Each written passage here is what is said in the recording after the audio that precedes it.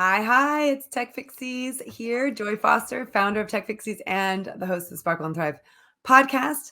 And I'm really excited today because we have one of our alumni in the house. She's still in our programs, but she's gone through all of them. And she's going to talk to us about what it's been like in her life in the last year or so, I think, right, Denise? When did you start with us?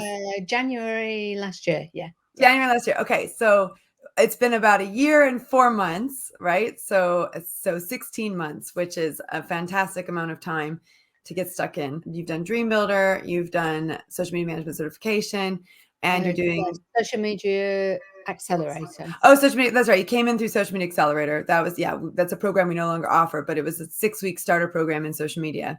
And then you went on to do the Dream Builder program and now the Business Beyond Social program. And, I was thinking, how do I want to introduce Denise? Because every once in a while, I work with someone where it's like taking a punt. You think, is this going to work? Is this not going to work? And I want it to work, but you don't want to send someone down a path that's not right for them. And we had I remember having a conversation with you on the phone. So we're having this conversation, and I remember thinking, I believe this is going to really be a game changer for you. But I want to make sure it's really going to be the right thing for you to put it. So let's get that out of the right away. Was it a game changer for you, and was it worth doing? Oh gosh, yes. I didn't quite know where I was. I was a bit lost, really. I'd come out of a 10-year job managing designers as a head of design, and I didn't really know what I wanted to do. So I'd taken a year out already, just throwing myself into everything creative. And I realized that I did want to do something in design, but didn't really know anything about social media. And every time I tried to post something, I chopped my head off, or you could see my eyes, and I thought, I've got to crack this. And then I think it was an ad on social media popped up to join your boot camp. And I thought, oh, okay, I'll give that one a go. Didn't really know what to expect. And at the end of it, I applied for the TechPixie scholarship. And it was Sunday night at 10 o'clock. I had an email saying, or I'd seen the email, that I'd been granted a place, and it started at 9 o'clock in the morning.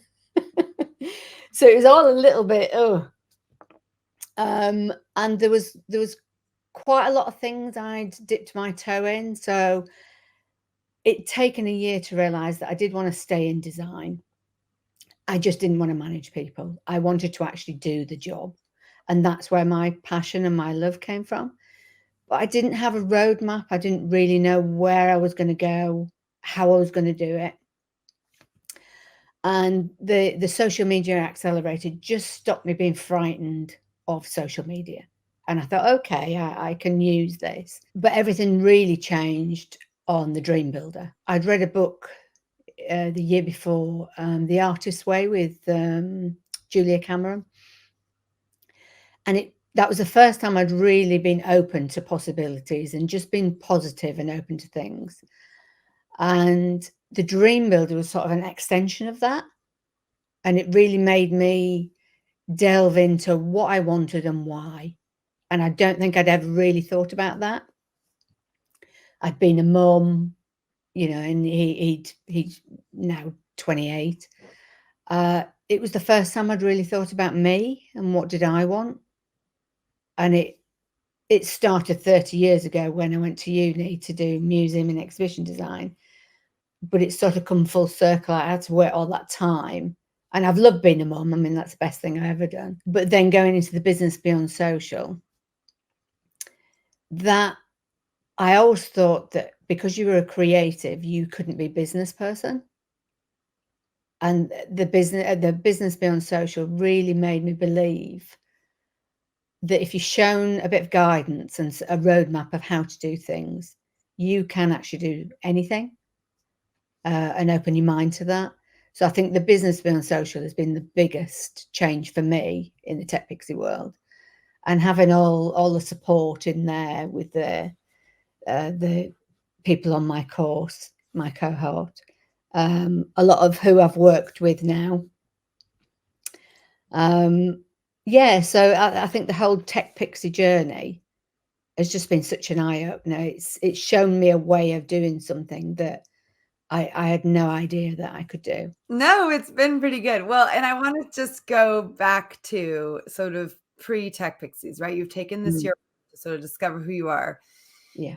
What were some of the, when you think about the longing and discontent that you had in your life at that time, can you really describe that? Can you explain that to people?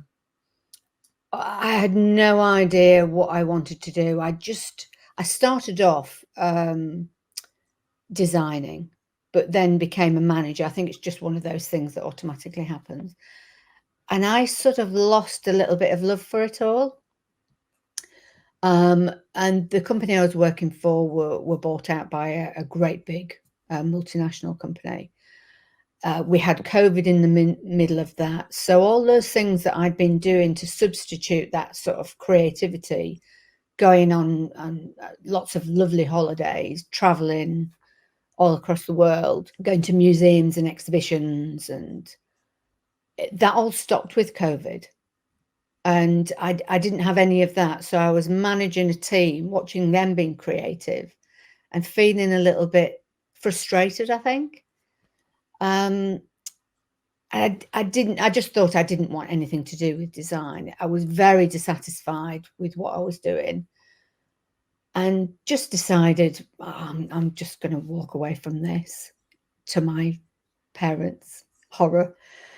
But just be brave and just do something different. I didn't know what that different was going to be, but actually throwing myself into everything creative. Gosh, I did pottery. I thought I wanted to be a potter. So I did pottery. I went on sketching retreats. I started life drawing after 30 years. The last time I'd done that was at university. I grew tomatoes. I then made chutney. When I didn't have a lot of money, so I thought, I've got to be quite inventive here and make some presents for people. So I thought, I'll turn all these lovely tomatoes that I've grown into jams and chutneys. And then I thought, okay, I need to put these in a jar. Oh, I'll need some branding. I'll need some packaging. Oh, all the liner printing that I've just learned and all the illustration. Oh, that can be part of it. So as you can tell, I can't do anything half-hearted. And somebody saw one of these projects that I'd done. She asked me to do her branding for her bookshop that she was opening, which was up in Durham. All the books in there were created by women, written by women. Wow.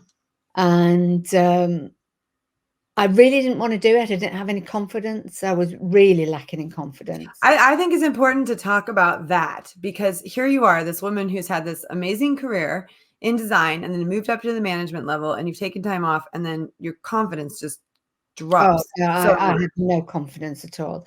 Yeah. And I think looking back now, I was going through the menopause, but I didn't realize I was.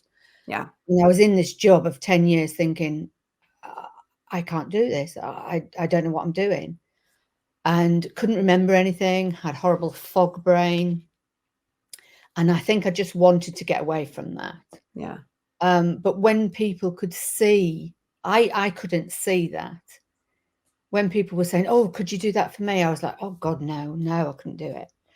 And I was really forced under a lot of pressure to do this project after doing my own things. And once I did it, I realized, gosh, I really enjoy this. And this passion that I'd had for design so many years before came back, and I thought, yeah, that I've got to carry on this. So I set up as Gingerfish Design and really just wanted to, I didn't understand how I was helping people.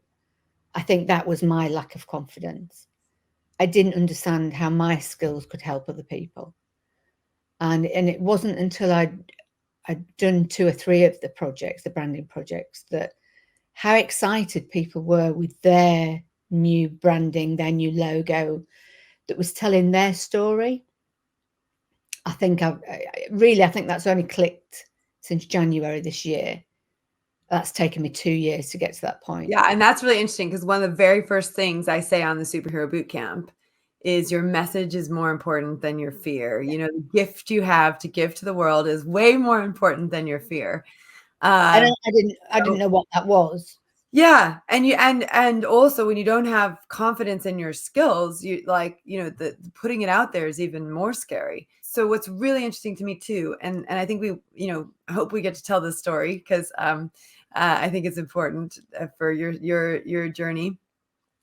As you were doing Dream Builder and you're gaining, you know, your confidence is coming back and you're leaning forward with the gingerfish design, there was another idea that you had in your heart that you had buried for 25 years. Yeah.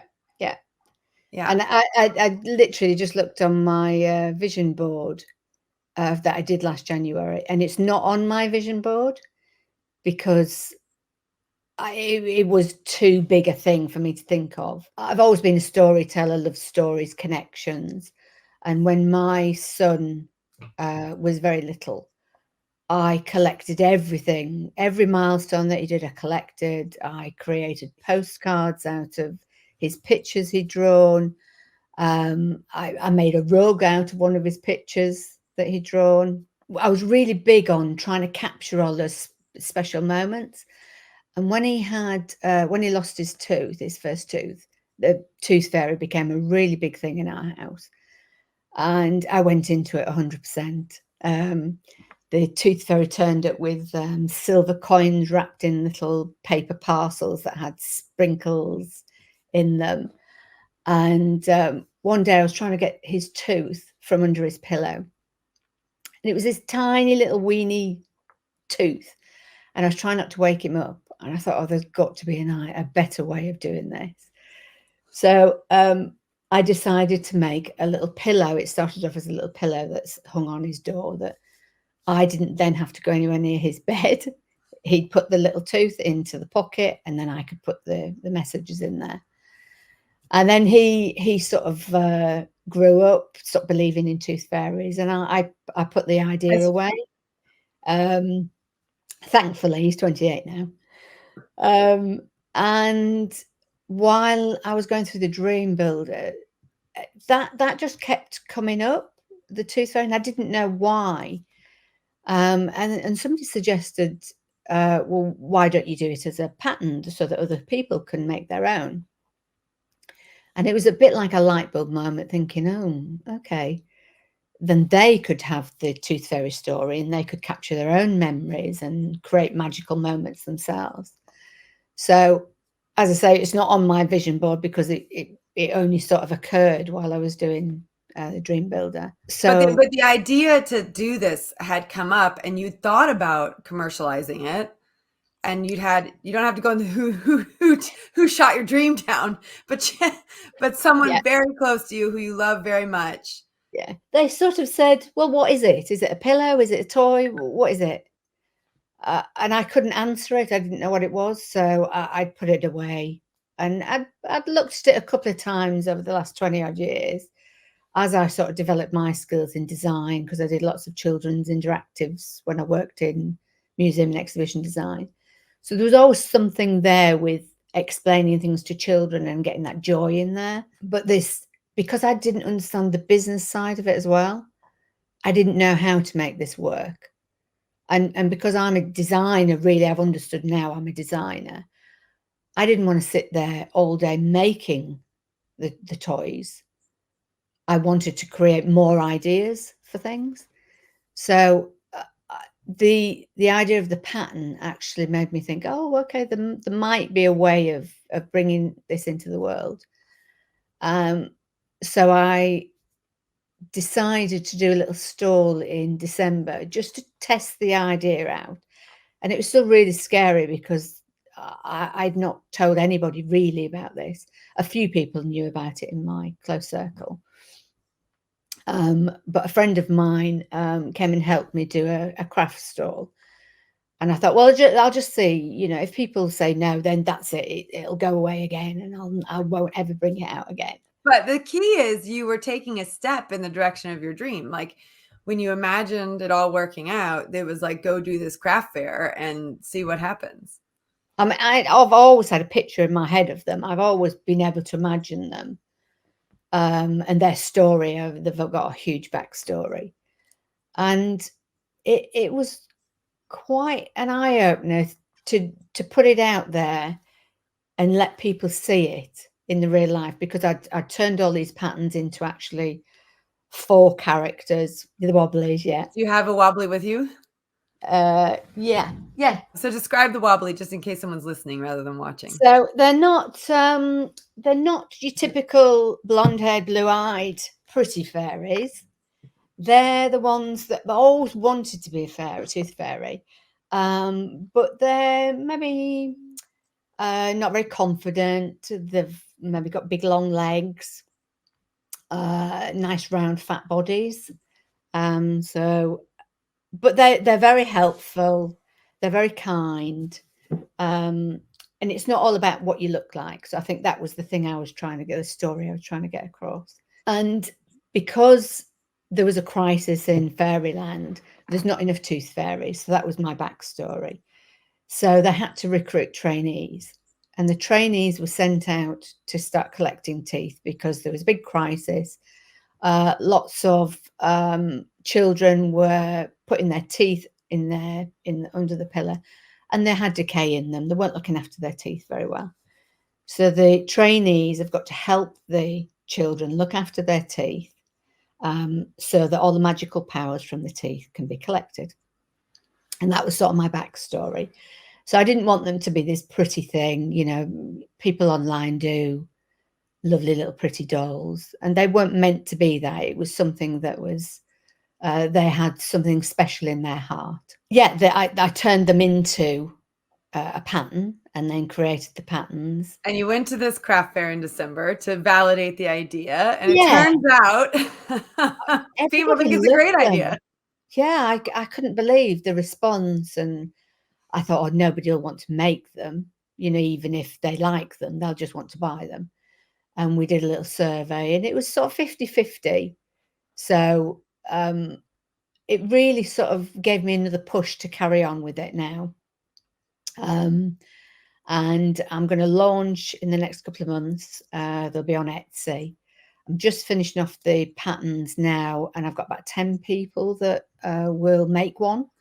I just want to test the pattern and make sure, because it was never meant to be a pattern. It was always meant to be something that I would sell, and I would go into a shop like Selfridges, and they'd be sat on the shelf there. But that isn't to say that can't happen.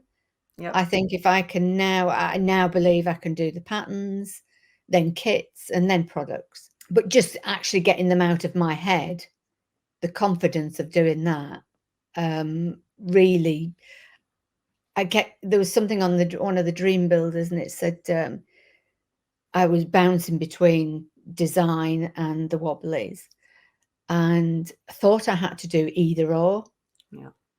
And when I was walking, I think it was Mary Morrissey had said on one of the conversations that if you look for a sign that you should carry on.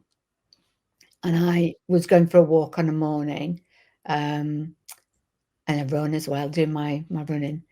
And I kept thinking about them more and more. And I thought, oh, well, if the idea is not going to be there, it'll just disappear a bit. But as I was going on my morning jogs, I kept thinking about the more and more ideas that would come around. Oh, and I can do this and I can do that. So there's something there that I just can't really put down. I know it's my passion project. But I think all the things I do now, it's all about storytelling. I want to pause for a second too. This is very important. So how many times had you tried to do Couch to 5K? Because you just haphazardly mentioned as you were running, so just let everybody know before Dream Builder how many times you had tried to do Couch to 5K. Oh gosh, 3 or 4 times. And I knew I needed to be, when on my vision board, I was walking down a beach. I had lovely tight thighs, not wobbly fat things. And I thought, right, I've got to get fit. I've got to take this step.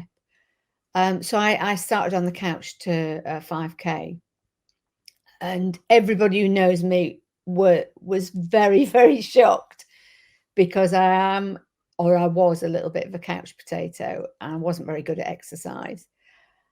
And that sort of believing in the things you could do, I couldn't believe that I ended up doing the couch to 5K. It was a real eye opener for me. And you sent me a picture when you finished your Yeah. 5K run, and then you carried on. I mean, Yeah. the thing I love about this story is you just sort of just said, well, I was out running. I had these ideas. And I'm like, wait, hang on. You weren't running before, and now you're doing it on a regular basis, which I think is just incredible. So, so through Dream Builder, through Business Beyond Social, you've been able to really get these ideas out into the world. Yeah. And also one of the benefits that I think, you've been in the Business Beyond Social course for a year, so there's been a really great network that's built up. And I was just interviewing someone who'd been on the program as well, and she said, well, the hidden benefit of this program was all of the connections that she'd made. So she had hired you to do her branding. This is Bex Crosby. She hired you to do her branding. She'd had Dawn take her photos for her website. And, so there's this network that's built up where, people are working together within the community. So, when you think about having done these programs, it's obviously not just the program, but it's also the network itself. What's life like for you now? You go back to this person who 16 months ago, had tried and failed to do Couch 5K 3 or 4 times, who had buried this idea in that, for 25 years, who was, really lost and not sure if she wanted to carry on with design. And fast forward to right now. I mean, what's it like? I believe in myself a lot more. The confidence, I think that's been the biggest change. I had the chance to work with my old company in January, who I'd walked away from 2 years ago. And I didn't do design then. I managed a team of designers.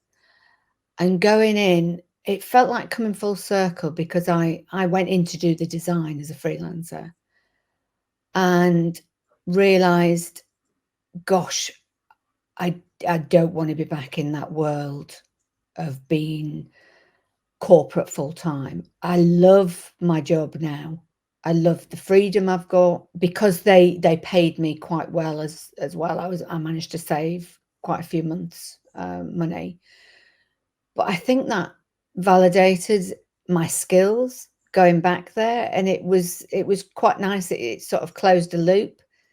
And you were able to go back into an environment you come out of as a totally different person with a lot more clarity on what you wanted to do. Because I was so sad when I left there, because I didn't know what I wanted. I didn't know where I was going to be. And it was lovely to work for the same people. I never thought in a million years that would happen, because I chose to walk away. But how confident I was, and how much I loved doing design, I think that's been the biggest thing. I walked away thinking, if I'd have never done design again, it would have been such a sad thing for me. But to find that joy again, after trying lots of different things, and I have been down some rabbit holes.